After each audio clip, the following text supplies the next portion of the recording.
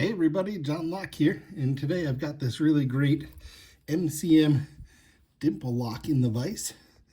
And let me get right to picking it because this is a hard lock and it's going to take me a while to open. I can tell you that. What can I say about this lock? Well, first, you already noticed that I've got 2 tension wrenches in it, and that's because this lock is an absolute case study in float picking and tension control. It's just a beast. Right off the bat, pin 4 is the only binding pin, and pin 4 gets you a nice little, small little rotation on the cord. Not really a full set, but a little rotation. And then from there, you've got some pins that feel like they're binding, but no hints, no counter rotation. I mean, even with the slightest, smallest, littlest bit of tension, you get no hint on what needs to be picked next. So, you've got a float. You have a lot that feels like it's binding.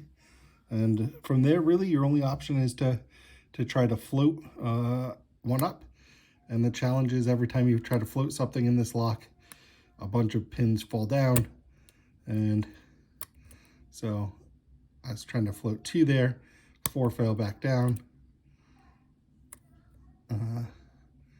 Let's see how we're doing. Okay, I think I have two now. Let's see, 2 and 4. I believe that 5 also is set, but I'm not 100% sure. Now let's look at 3.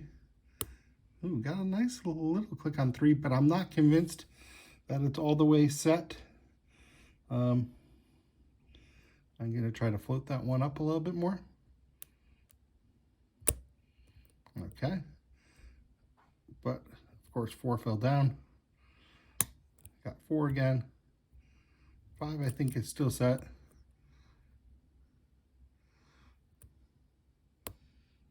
Just got a little click on 2 with touching it, a little rotation on the core. I think 2 set. 3, I got that little click again, but it must have fallen all the way back down, so I'm not sure if it's really where it needs to be. So interesting. Let's see. 1 is springy, I think.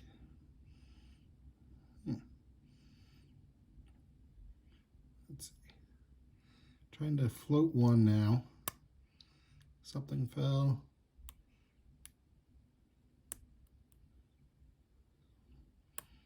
Something else fell. Nothing on 1. Okay, let's see if I can figure out what fell. 4, of course, fell. 5 still feels like it's set.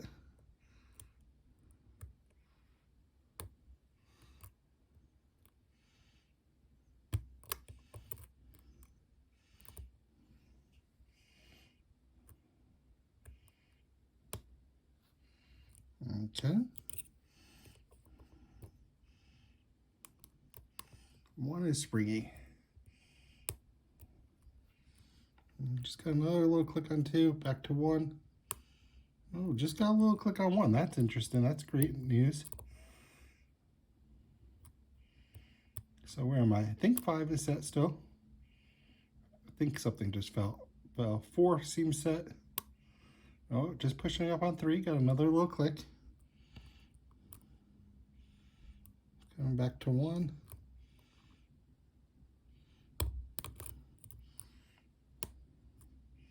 Got a little click on 2, pushing it up harder.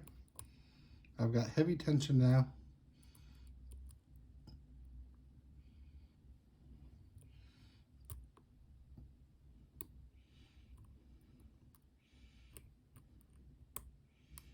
Okay. 1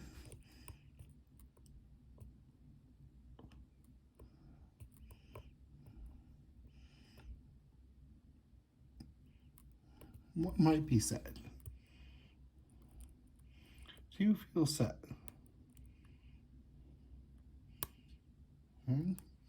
Just got a little click either on 2 or 3. I was kind of between both those pins, just tapping up a little bit and got a little click.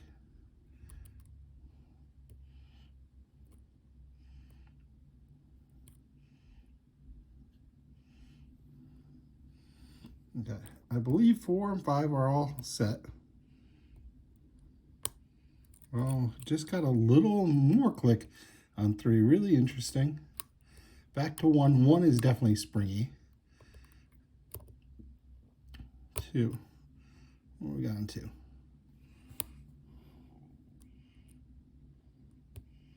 2 might be set. 3, I have a feeling 3 we've got to get up a little bit more on. That's my guess right now. 4 I believe is set in 5. So I'm going to come to 3. I think my only option is to try to float 3 again.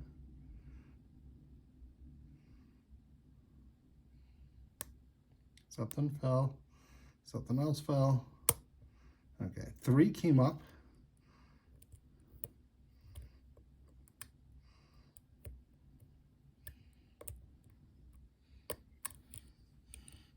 But 4 fell down again. I'm pretty sure about that. I get 4.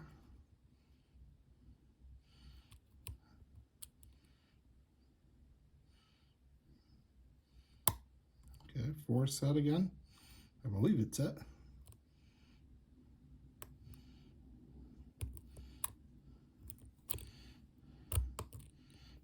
Okay, got a little click on 2 there. 1 springy.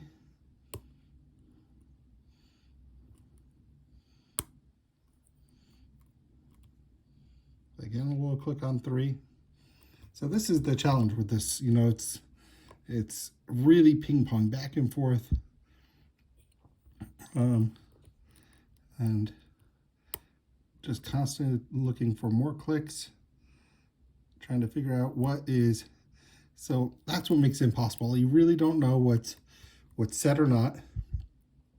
And then when you kind of test and try to float something, other stuff falls down and you're not exactly sure what's fallen. And you gotta go back and take some guesses. And maybe you're right, maybe you're wrong. And yeah, it's just really tough. If I'm not mistaken, this is a blue belt lock. And if that's true, it is the toughest blue belt lock I've ever picked. Now, I haven't picked all that many blue belt locks, so, and definitely not all of them, so I can't say anything in comparison to any lock I haven't picked. And also, maybe it's just this particular lock. Maybe the bitting, some pinning, whatever, makes this one particularly tough. I don't know. All I can say is this particular lock is the hardest blue belt lock I've picked. And I would say it's even harder than some purple belt locks that I've picked. So quite a challenge.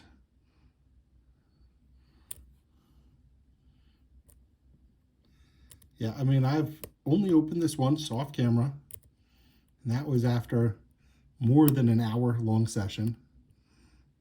I've tried to record this video half a dozen times maybe so far. Never had success. So maybe I'll get it today, maybe I won't. And it's really, really tricky. I like this technique that I'm using for the double tension wrenches, putting my thumb in between. It's quite comfortable for these long picking sessions, so that's a good thing. It also gives me like absolute precise control on the tension and the direction that I'm applying tension. I can go in either ways, no slop, very precise control as possible. So I do like this method for Dimple locks that need to be float picked. I think it's very good, and got lucky that the wrenches happen to fit in the keyway that way. Okay.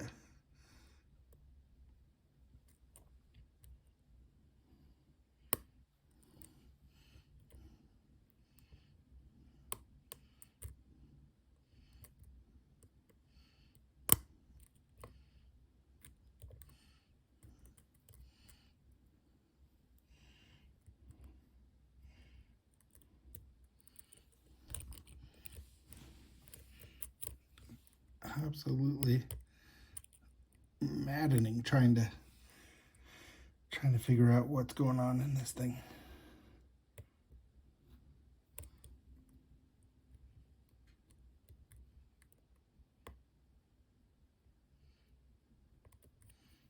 Okay, current state. I just overset one, so I had to let that one up, or let that one back down. When I did that, I lost 4, I think. So let me check this now. Oh no, maybe I didn't lose 4. Maybe I lost something else. So let's see, give my thumb a little break here. Let's try to go real light on the tension.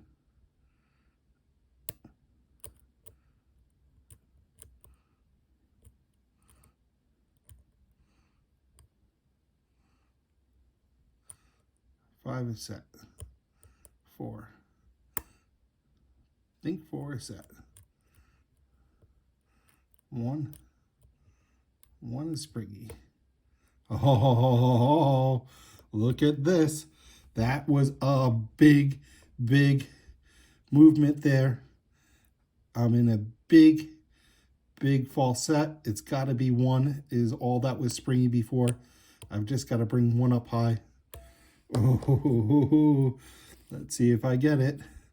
I'm just switching to a little bit bigger flag so I can lift this one up high. I know that from my other time that 1's got to get up high, but I do have to float 1. That's the crazy part. And God, I don't want to lose it.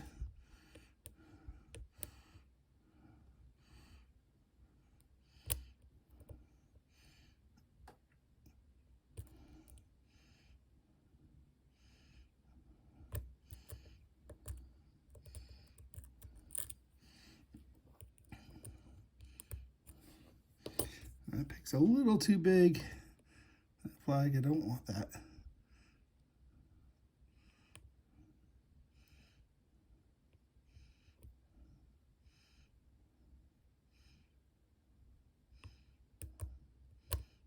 Oh, just being so careful here.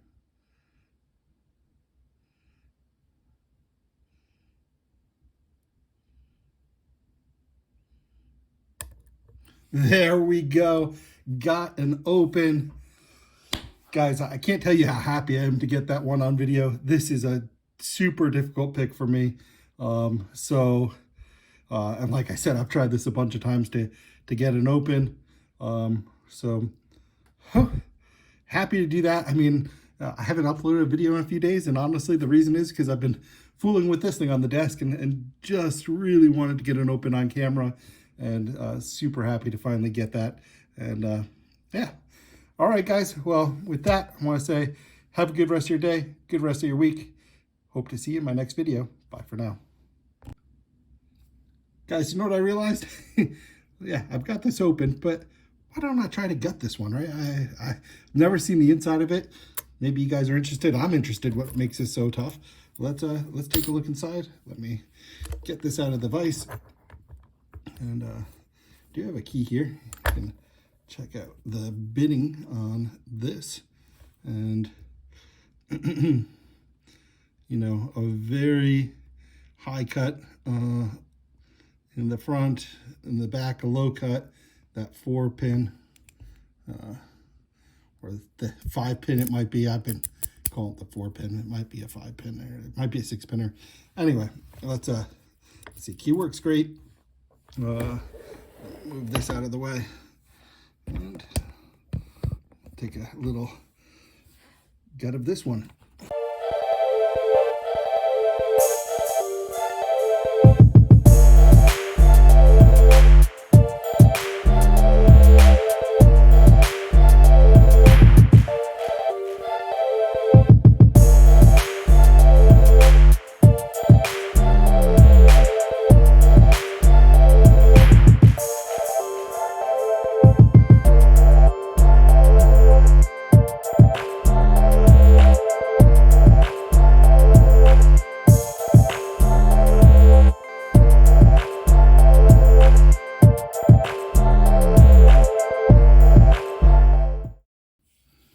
And I'm taking the springs out because I want to feel if there's anything in the Bible, countermilling, anything like that. Because to be honest, I'm not seeing much on these pins that suggests why this lock is so difficult. I can just say maybe the tolerances are extremely high. So let's see.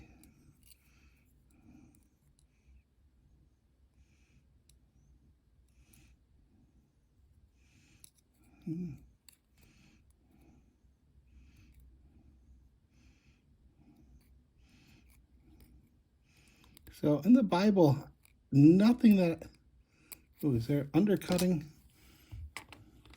Let me, oh, sorry for that little tripod fall there. Let me take my light and hope this doesn't blind you guys. Probably will, yep. Just trying to look in here. No, there's nothing. There's nothing special, I don't think, in there. Okay. Sorry for that. And let's take a look here. Again, I'm gonna have to get my bright light. Sorry for the problem. And also nothing I can tell there. I mean, the only thing I could maybe chalk it up to is really tight tolerances. This thing, like I said, was just a beast for me to open. I've put so much time into it. This lock was really hard. I don't know, anybody else out there have any experience with the MCM? I don't. To be honest, I'm not exactly sure what model this is. I think that there's only one MCM on the belt ranking list. I have to kind of go and research that some more. I haven't researched this lock at all. Maybe I'll go watch some videos about it now, because I'm quite curious why this was just so hard for me to open. Anyway, guys, hope you enjoyed this. I'm glad that I gutted it, took a look, although admittedly maybe left me with more questions than answers about why this one was just so difficult. I'll give you a quick close-up of the pins. We'll take a quick look here. And sorry for my lighting is just really horrible today. So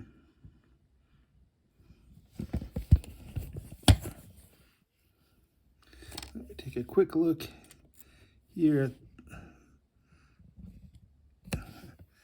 these pins. So this might be an answer. Wow, I didn't notice this at first. Let's see if I can get this focused. Okay, this. Give me a second, guys. I can get the tripod set up again.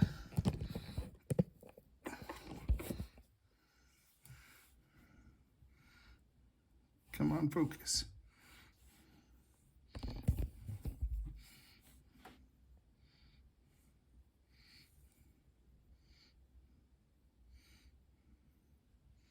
Okay, there you go. You can see these are barrels. These are definitely barrels. So that's why I had to float them. They, you apply some tension to it. It's going to get stuck on that little lip. And then to get that up, you need to give it the float. I call it manual counter rotation to get it up. So barrel there. So everything that I said was a standard is actually a barrel. So we have a spool on 1 and on 4 and on 6, and then these barrels. Oh, I'm sorry. Be nice if I showed you what I'm talking about, right? Spool, barrel, barrel, spool, barrel, spool, and I don't think I've missed anything here on the key pins. Key pins all appear to be standard to me. But okay, I'm feeling a little bit better, at least that I can have some understanding on what might have been tripping me up some. These barrels were hard for me to overcome. Beautiful lock, guys, beautiful lock. Really like the MCM, and hope you enjoyed watching me struggle with it. All right, guys, All that's left to do is to wish you a good rest of your day, a good rest of your week, and hope to see you in my next video. Bye for now.